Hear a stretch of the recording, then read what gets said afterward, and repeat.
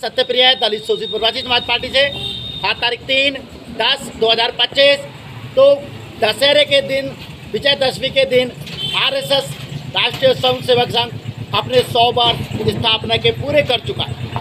ये 100 वर्ष बेहद गौरवशाली, समर्पण, देशभक्ति और सेवा के 100 वर्ष रहे हैं। बेसिक संघ जो है राष्ट्रीय जीवन का युवाओं के चरित्र निर्माण में लगा पड़ा है। चरित्र निर्माण जो देश और समाज के समर्पण के भाव से कार्य कर सके। आरएसएस की जब 1925 में स्थापना हुई, अगर तत्कालीन परिदृश्य देखें तो समाज जो था, हिंदू समाज बेहद विकसित था, जातियों में बटा हुआ था, संगठित तो वो कभी इतिहास में कभी रहा ही नहीं है। ऊपर से जो है छुआछूत और ये समझिए कि बेहद सारी बुराइयां भी समाज में हावी थी, और साथ ही जो है ईसाई मिशनरीज की गतिविधि पूरे उफान पे थी।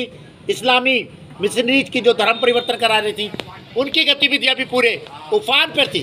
और उसमें भी स्थिति ये थी, कांग्रेस और खासतौर से गांधी की मुस्लिम तुष्टिकरण की नीति ने बचा कुचा हिंदू राजनीति के आधार को भी खत्म किया था। उस परिस्थिति में हिंदू समाज के एकात्म के लिए, युवाओं को सही दिशा देने के लिए चरित्र निर्माण की भावना के साथ आरएसएस का स्थापना हुई। और मज़े की बात देखिए, इस 100 साल की अवधि में न जाने कितने उतार चढ़ाव संघ जीवन में आए। उसके साथ के संगठन जो है कम्युनिस्ट पार्टियां, वो अप्रासंगिक हो चुकी हैं। दुनिया का सबसे बड़ा संगठन जो है आज अपनी प्रासंगिकता को और बढ़ा रहा है। दोस्तों, शीर्षासन धरना आप जानते हैं लगातार जारी है। जनहित याचिकाओं के लिए मैं एक बार फिर दोहरा दूँ, जनहित याचिका है स्कूली शिक्षा में जाति सूचक शब्दों पर कड़ाई से रोक, अम्बेडकर जी को आधिकारिक राष्ट्रपिता घोषित किया जाए, गौतम अदानी, मुकेश अंबानी और रतन टाटा जी को भारत रत्न दिया जाए।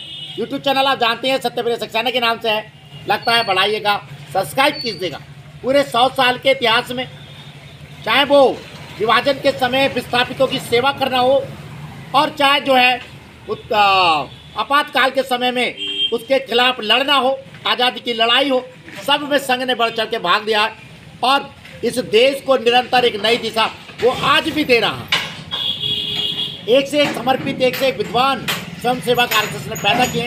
हमारी शुभकामनाएं हैं संघ को, और ईश्वर से प्रार्थना है संघ और उसके कार्यकर्ता इसी निष्ठा के साथ इस देश की सेवा में लगे रहें। धन्यवाद, नमस्कार।